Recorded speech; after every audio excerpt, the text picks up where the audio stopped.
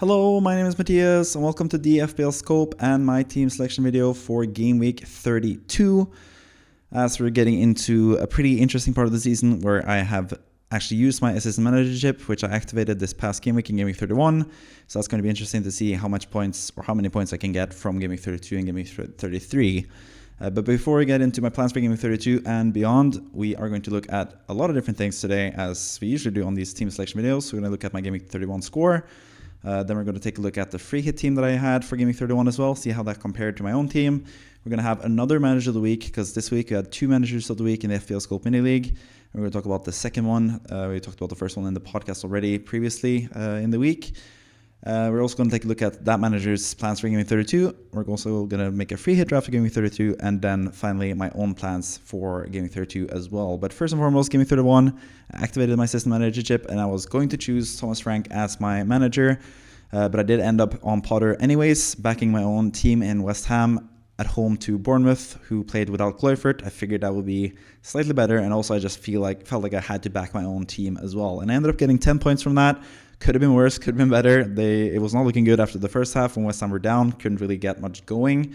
Then West Ham put Fulkrug on, and he just completely changed the game. West Ham took the lead 2-1, and at that point I was looking at like an 18-pointer, I think, from the win, which would have been absolutely fantastic. But in the end, West Ham conceded another goal, and it ended up being 2-2, but 10 points from Potter. Pretty happy with that. Pretty happy with the choice that I made there as well in my manager. And it could have gone worse. It could have been better. Yeah, it's a bit of an interesting thing there. I also did another transfer of Gabriel to Ruben Diaz, and that was basically just to safeguard me, just in case both Isak and Gordon would be out for the game that they were going to play against Leicester. I also had some doubts about Todibo since he was dropped in game week 30, surprisingly. But in the end, Isak actually played. He blanked, and Gordon didn't play, while Todibo also played. But I didn't really need Ruben Diaz, but he had 5 points off my bench in case Isak wasn't starting that game on top of Gordon. But at least Gordon didn't play, and that meant that I got Rodgers in with 9 points. Not quite as good as those managers that picked Murphy ahead of Rodgers and got 16 points from it, but I was really happy to get another nice return of bench jam once again. So I've been pretty lucky with the bench giving me some points lately. 9 points from Rodgers, really happy to see that after I was really close between him and Elanga of who I was going to choose to start. But Rodgers scored pretty early in that game. Aston Villa were just a better team. I guess Nottingham Forest, I think Aston Villa are just like a better team than Nottingham Forest in general, but so far this season, Nottingham Forest have been the better team, so I just backed them, even though they were away from home. Elanga had to be subbed off at the half with a slight injury, so he only got 1 point, but I'm happy at least that I got the 9 points from Rodgers anyway because of the Gordon injury, which is a bit worrying for game week 32, but I think Gordon could potentially be rested because he had such an easy game against Leicester. He's going to be back for those double game week fixtures in game week 32 instead, hopefully, in my case at least. Defensively, had a really good game week. 6 points from Burn, 9 points from Guardiola, and 8 points from Munoz. Could have had Livermento instead of Burn, but yeah, that sometimes happens. You don't always pick the correct choice in defense in terms of attacking points, but at least it was a clean sheet there. Other than that, the team was pretty mediocre. Salah captaincy, again, kind of failing. I said previously, like a couple 6-7 game weeks ago, that I was going to just captain Salah every single game week until he proved me wrong, I guess. And now I'm at this point of the season where I actually am pretty lucky, because the next 2 game weeks, I have 2 double game weeks in a row, game week 32 and game week 33, where I can captain different players and see if Salah can find his form again, and if I can trust him as my captaincy pick from game week 34 onwards, or if I can move back to basically just switching and changing captains according to how I feel on that day. But yeah, Salah has been in a bit of a drop in form lately, especially with the other tournaments, losing the cup final against Newcastle, didn't really do anything there. Both games against PSG didn't really do anything there as well. And then now the last 2 league games, he has also struggled. So Salah is an interesting player, but at this point, I think he's still a fine player to have, because we don't really have other ways to spend the money, because Haaland is out injured, Trent Alexander-Arnold is out injured, so money is not really an issue, and Salah is still super good value for money even without any double game weeks, so I don't really worry about him, even though he blanked again. But in the end, it didn't really matter, because my vice captain Isak also blanked. I didn't really lose out on any points from captaining Salah instead. I never wrote a captain Mateta or Rodgers or anything like that anyway, so yeah, pretty happy with that, or pretty fine with him not getting anything either.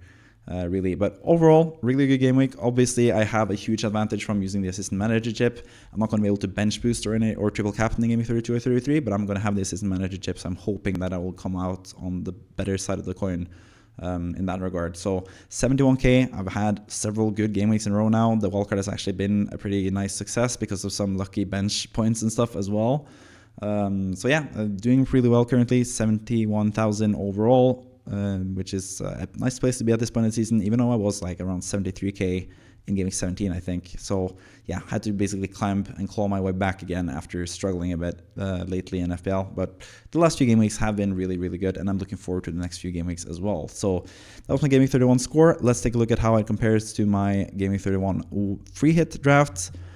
And once again, my actual team has actually outscored the free hit draft. So now, over the course of the season, since I'm doing a free hit draft every single game week and I'm tallying up the points from every week, I'm actually getting pretty close to my free hit overall rank with my current rank. And that is probably going to continue in terms of like the numbers. I think my overall team has obviously the advantage of the extra chips, like the assistant manager chips. So I think that's going to help me with the points. And that was the case here as well. Like I got 47 points from my free hit draft.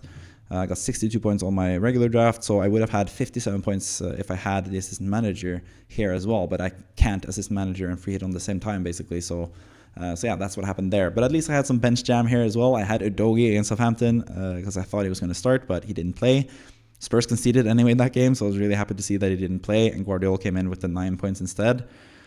Also have Fabian Schär with 10 points. I did say that he was my preferred defensive option from Newcastle because I think he has just a little bit more goal threat and stuff. He has some nice. He has a really nice wand of a left foot that helps him sometimes, and almost made him score, which would have been even more points. Obviously, it was really close to scoring in that game, but he got an assist instead. So 10 points from him, 7 points from Bowen as well, who was a bit of a difference to my own team. He scored for West Ham against Bournemouth, so he did really well. But my other differentials like Ismail Assar with 2 points and Solanke with 2 points didn't really do much. So I ended up with 47 points in total on the free hit draft. Not the best, but some decent picks in there at least. And I got the clean sheet points from the Newcastle double up that I was hoping for as well, but I didn't have Murphy, so that's what sort of drew it back from all the other teams that had Murphy in their side. So yeah, not the best week for a free hit, but I didn't really recommend a free hit either for that game week, and that's basically what I keep telling people as well. Like free hit is best used in double or blank game weeks, because in a regular game week you can't really tell. It's really hard to judge who's going to get the most points. So sometimes you end up getting less points on your free hit draft than you would have gotten with your regular team. So I think it's more for taking advantage of those double game weeks or avoiding blank fixtures to use your free hit. And that's why I'm looking to use my free hit myself in game week 34. And I think that's the best idea, either 34 or in game week 37 or in game week 36 or 33 for that matter, if your team works out better for the double game weeks free hit instead. So yeah, just keep that in mind when you're free hitting, and we'll discuss that more when we talk about the Game Week 32 free hit team. But first and foremost, let's go through to the last Game Week 31 squad that we're going to look at, and that's the manager of the week. So one that did a lot better this game week with 75 points is Anshuman Paliwal, who has been manager of the week previously in the season as well. So congrats, 2-time manager of the week in this season. That's really, really nice to see. For this team, a lot of good players in. Did one transfer of Gabriel to Kivior. I myself went for Ruben Diaz instead, who got 5 points, so that would have been better. Kivior actually got 2 points, so it would have been better off if you had just started Nico Williams, who got an assist for Nottingham Forest in the end. But yeah, Kivior could be a good pick if he keeps his place. He's going to be a cheap Arsenal defender for the rest of the season. That could be really nice. So I don't really begrudge it that much, but at the same time, he's a bit of an unsure starter for Arsenal, I think, at this moment in time. But I don't really mind that much when it comes to your transfer. In terms of your assistant manager, you did activate the assistant manager chip and you used it on Thomas Frank, which was actually my recommendation. And judging from this team, it's pretty similar to what I was sort of recommending leading into the Game Week 30 wildcard draft. So, and I also looked at your team in FPL and looking at the leagues that you're in. Not that many other content creator leagues, so I'm hoping that you watch my content. Please let me know in the comments if you are. And I actually did say that I was going to assistant manager Frank as well. So I felt kind of bad that I sort of changed it up right at the very last second to Potter instead. But in the end, Frank got 10 points, Potter got 10 points, and we're all going to have to change the manager anyway. So it didn't really make a difference. And they both got a decent amount of points as well. So it's not like my recommendation was bad either, because Brentford had a pretty good chance to get some points against at home against Chelsea. They could have had even more as well, because they had the better chances in that game. Chelsea were resting players, so that could have been a huge success with Frank. But pretty happy to see that I didn't lose out from not picking Frank myself, and no one else lost out on picking Potter over Frank, for example, either. So yeah, happy to see them match each other when it comes to points and having a decent game week overall. But yeah, this team, 16 points from Murphy. Obviously, the main highlights could have had Livramento, which would have taken it over the top, or starting with Rodgers, for example. There's several things that could have been done better as well, but this is the manager of the week. It's really tough to get everything correct, especially with the captaincy in a game week where like all the like 13 most expensive players in the game didn't score points, all them blanked or didn't play. So yeah, pretty tough game week to get a high score. So 75 is actually pretty good in this instance. So yeah, all around pretty good game week for this manager, and it's looking pretty good for the rest of the season as well, with a really solid team currently at the moment. The bench with Williams and Mikolenko, I'm not sure. Williams is actually a good pick, but Mikolenko, I guess he's more like from game week 35 onwards when Everton will have easier matches and someone you can just bench. But you do have your bench boost as well, so you want to upgrade at some point, or since you're assistant managing or using assistant manager now, maybe you're waiting for game week 35 and the easier fixtures for Everton to use your bench boost chips, and in that case it makes sense for Mikolenko to be there because they get some pretty easy matches towards the end of the season there. So he's actually also a pretty good player to have. But yeah, the score for this game week was 75. Let's take a look at how your team is shaping up for next game week. And it's pretty much just going to be the same team, except Rodgers in as a starter over Bowen. Still some minutes about Rodgers' minutes because Aston Villa are playing so many matches now, including 2 highly important games in the Champions League against PSG. You're going to see how much Rodgers would have played in the first game of the 2. That would have happened on Wednesday, but I'm recording this video on Tuesday, so I don't really know how much and how well Rodgers did in those games. So that should be a disclaimer as well for you guys that this was recorded on Tuesday because I'm traveling to Manchester on Thursday, and I'm going to be in Manchester as you're watching this video right now, and I'm actually going to attend Man City against Crystal Palace as well, which is going to be really interesting. With me and my plans as well, which you'll get to see pretty soon. But for this manager, also that fixture will be pretty important because I think the best potential transfer here with 1 free transfer left, an assistant manager activated. With Thomas Frank against Arsenal away, I think that's too tough. And obviously you want to go with a double game week manager. So I think going from Thomas Frank to Glasner makes the most sense, especially seeing as this team already has tripled up on Newcastle, which is the other double game week team, and it has doubled up on Crystal Palace. So that tells me Glasner is definitely the idea for assistant manager for this team. And I think that is the best choice as well, which you'll see with my own team. Because Crystal Palace, they have 2 really tough fixtures, but they are both table bonus games. So I wouldn't be surprised, like 2 losses wouldn't be like super surprising, but I think it's more likely that they get at least 1 result, and potentially 2 results, and potentially 2 wins. That would be amazing on an assistant manager chip. So let's see what happens there in total. But the team otherwise looks pretty good. Pope in goal with a double game week. That's nice. Munoz and Guardiola are really solid picks currently. Kivior, I think he's going to play still. Brentford at home looks pretty good. Neco Williams, if there's some inclinations that Kivior is not going to be the main starter now with Timber back fully fit and stuff. If they're going to play Timber alongside Saliba in that central defense and have Ben White on the right and Lewis Kelly on the left, that could be a possibility. That maybe you want to start Neco Williams instead. But yeah, you have some decent alternatives there with Neco Williams on the bench in case Kivior is looking a bit more shaky to start that game. Salah at home to West Ham. Normally that would be a really good captaincy choice, but this game week it makes more sense for a double game week manager or double game week player to be the captain, but Salah's still going to be a really good choice there. Saka against Brentford, just going to hope and pray that he plays more and more now. Saka, as he gets back into fitness, I think it seems like he's going to be ramping up a bit. Got 30 minutes in his first game back, got 45 minutes in his next game back. Would not be surprised to see him play 70 minutes in the Champions League game, which is something that has happened already if you're watching this video, because I'm recording this before the Arsenal game. But yeah, so you'll know how much Saka has played, or maybe if he got an injury or something like that, then you have to attend to that issue as well. But hopefully he comes through that scot-free and he can be a nice option against Brentford at home as well. Murphy makes a simple choice from Newcastle as well to just keep him in midfield after that 16-pointer.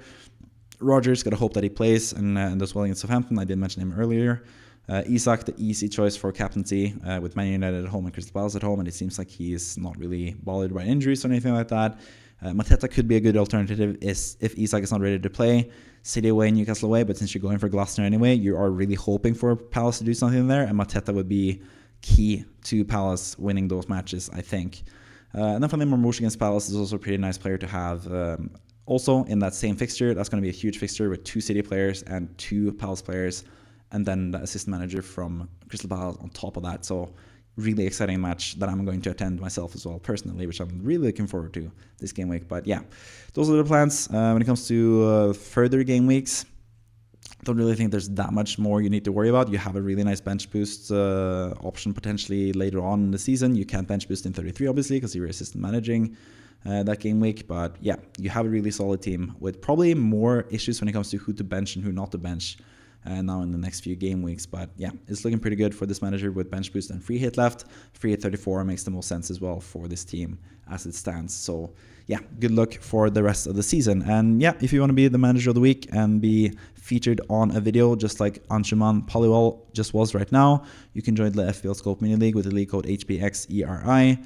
And if you get the highest score in one particular game week, you get featured on either the podcast or the video or the team selection video, like I just did now with Anshuman Paliwal. Again, sorry if I've mispronounced the name, but I'm trying my best here. But let's move on to my free hit draft for Game Week 32 to take a look at the players that I think are the best to have in this upcoming game week. And I'm going again with the double up on the defensive players against Leicester. That seems to work out every single week because Leicester just can't score. So for Bruggen in goal for Brighton, who plays Leicester at home this game week, and Estupinian, a former FPL favorite of mine, and many others who has been really not talked about at all this season because he hasn't really done much.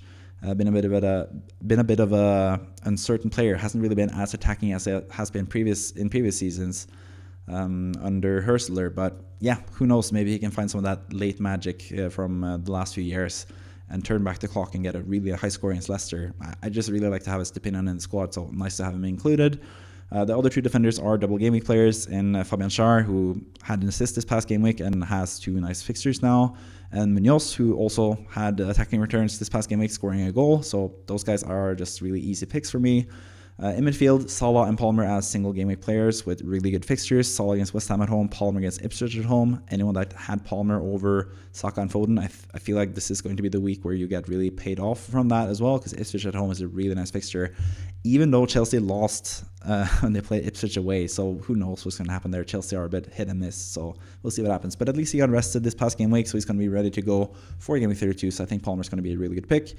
Sarr, I think, has a really nice opportunity to strike back now. Has had two really disappointing games after everyone picked him up on the wildcard, obviously, because that's usually what happens in FPL, and especially with Ismail Sarr, who's been a bit of a troll in FPL. But I think 2 matches now and the next 2 matches in Game Week 33 as well. 4 matches in total for Sarr over 2 game weeks to get one of those super high scores that he tends to get. He's a bit of a 2.2 point, 17 points type of guy, and if you get that from those 4 games, you get a pretty decent score. So yeah, he has 4 chances to prove himself now in the next 2 game weeks, and I think City and Newcastle could be good fixtures for him as 2 teams that will likely control the game against Palace, and then Sarr will be able to use his quickness and speed on the counter, which could be really beneficial for him. So I actually really like him this game week.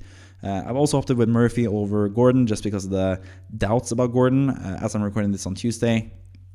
Don't really know if you're going to get any positive updates on Gordon, but if not, you have enough money in the bank to upgrade Murphy to Gordon easily if there are inclinations that Gordon's going to be ready to play from the first game against Man United in double game week. So you could definitely go with Gordon instead, but currently I'm going with Murphy since I don't really know the situation around Gordon and his availability for the weekend. So yeah, prefer him. Isak, easy captaincy choice, like I mentioned previously. Mateta, really nice choice as well. And then Welbeck as well, playing against Leicester. You just got to target Leicester every single game week, and Welbeck has been a really underutilized, under-talked about player this season. Joe Pedro was the choice from Brighton, but Welbeck has just been better than Joe Pedro this whole season, basically. So yeah, I just prefer him in the Game Week 32 fixture against Leicester, which is really, really nice. On the bench, I have 2 Aston Villa players in Martinez and Daniel Malen, and yeah, that's basically down to Villa. They have a really nice fixture, but I can't really trust for anyone to play or to start. I think Martinez and Malen are the 2 likeliest players to start because, one, Martinez is the goalkeeper. They rarely change the goalkeeper. He doesn't really need a rest as much as most other players. And Daniel Malen, however you want to say it, he's not in the Champions League squad, so I think there's a really high likelihood that he starts against Southampton off the back of 2 games in a row where he has scored in the league as well. So he's actually a really good option that you could start with as well over Welbeck if you prefer going with an Aston Villa player against Southampton rather than Welbeck against Leicester. But I think both are really good options. Guardiola off a 9-pointer last game week. I think he's a really nice option in defense as well. And Conor Bradley, who's another player you should mention, that should be mentioned for Game Week 32 and Game Week 33 for that matter. as a really nice differential pick. I just wanted to include him in the squad in general. So yeah, that is my free hit draft for Game Week 32. Those are the ideal players in this game week, in my opinion. Yeah, especially if you are on a bench boost, if you could bench boost as well, if you had this team, that would have been a sick bench boost with Martinez, Malen, Guardiola, and Bradley, on top of having 3 double game week players from Palace and 3 double game week players from Newcastle. I think that would be a really, really high score. But since this is a free hit draft, you can't really bench boost, so you're just going to have the bench as insurance rather than an extra source of points, I guess. But yeah, that is the free hit draft. Let's take a look at the final thing for this team selection video, which is the main thing, actually the team selection for my own team this game week. So these are my Game Week 32 plans. I only have 1 free transfer left and 1.3 million in the bank, and I am going to upgrade my assistant manager from Potter to Glasner, just because Glasner has 2 both easier matches compared to Potter's match, and also 2 table bonus matches as well. Like Potter has a table bonus, but 2 table bonus matches for Glasner. I have high hopes. I think it could be really, really nice, but of course, Palace are not going to be, they're going to be the underdog in both of these matches, so I am expecting at least 1 loss, probably from those 2 games. But if I get 1 win in either of those games, that will be more than enough to be a successful and like super successful assistant manager use because of the double game week and stuff. So ideally, you win both games for Crystal Palace and you get 40 points just about from 1 single player with a single chip. That is kind of unheard of. Like even the best triple captaincy picks usually don't get those types of points. So the point potential for Glasner is just through the roof, especially from Game Week 32 and Game Week 33. You gotta take into consideration the fact that he has another game week after Game Week 32 where he can do really well as well, with 1 table bonus match against Arsenal and 1 match at home to Bournemouth, which is also a match where they should be favored to win. So the next 4 matches or the next 2 game weeks for Glasner, I think, are just like too enticing to pass up, and it just makes the most sense considering I did wildcard with that in mind. I only have 2 Palace players, and that has sort of worked out with Munoz and Mateta, because Eze had a nice game week this past game week, but overall 11 points from 2 matches isn't the worst thing to lose out on. And anyway, when it comes to Eze, I actually got those 10 points back from Glasner assistant manager. I can get so much more points if Palace managed to deliver the goods the next few game weeks. So I'm going to be rooting for all players: Salah, Eze, or Sar, I should say, Eze, Munoz, Mateta. Whoever scores and secures the win for Palace would be really nice for me. So fingers crossed that they're going to beat Man City, where I'm going to be in attendance amongst the City fans, actually. I'm going to try to contain my excitement if Palace get the win there. But yeah, really excited for this game week. When it comes to the rest of my team, David Raya in goal has been unlucky to concede the past 2 games. Plays against his former team now in Brentford. So I think he has a decent chance to get some points there. Brentford didn't score against Chelsea, so I can see Arsenal getting a clean sheet there. Burn, obviously really good pick for the double game week. Guardiola, Munoz, pretty similar to the free hit draft that I had. 2 double game week players that are looking pretty nice, and Guardiola, who is also really good at the moment, and City are actually pretty good currently as well. But of course, I'm hoping that Guardiola loses out in that game, hoping that he scores from a Marmouche corner or something, and then Palace end up winning the game. After all, that would be the ideal scenario for me, at least. Salah, of course, really good against West Ham at home. Saka against Brentford at home could be really good, especially if he's starting. That's what I'm hoping for. Gordon, again, a bit unsure about him, but he has 2 chances at least to play. I'm hoping really that he's going to be fit and ready to go for the first game, because that's the main game I want him for, especially considering I want Glasner and Palace to beat Newcastle in the second game. So really want Gordon to be fit for that first game and be able to play both games, but we'll see what happens with him. But at least I have 2 chances for him playing. And I don't really feel like I should do like a -4 hit to bring in a different player when I can just get some points from Gordon if I'm lucky with the injuries and stuff. But we'll see what happens with the injury news leading up to the game week starting in Game Week 32 on Saturday. Rodgers against Southampton, going to hope that he starts, but if he doesn't start, I could get Along off the bench if he's ready to go. He's also a bit of a doubt off the bench, but I also have Ruben Diaz as a second nice off the bench option. In case both Gordon and Rodgers are not playing as well, I have potentially Alanga and Ruben Diaz ready to play. So that could be really nice. Isak, Mateta, Marmouche, again, don't really have to talk too much about them because everyone has them, and for good reason, because they are really good picks all around, basically. So yeah, I think that basically concludes my plans. I'm looking pretty good in terms of current rank, 71k, pretty happy with that. I'm about, 40, 50 points away from top 10k, which is always my goal in FPL. I could reach that, especially if Glasner comes through with those 40 points as assistant manager. That would be absolutely amazing. Even 20 points I would take for sure. Getting 2 draws in those 2 games would be really nice. So we'll see what happens in general there. It's going to be huge for my overall rank and all that stuff. So really excited for the game week. Really excited to be in England for all these games as well. Going to be in England throughout Easter. Going to go now on Thursday. As you're watching this, that would have been yesterday if you're watching this when this video came out.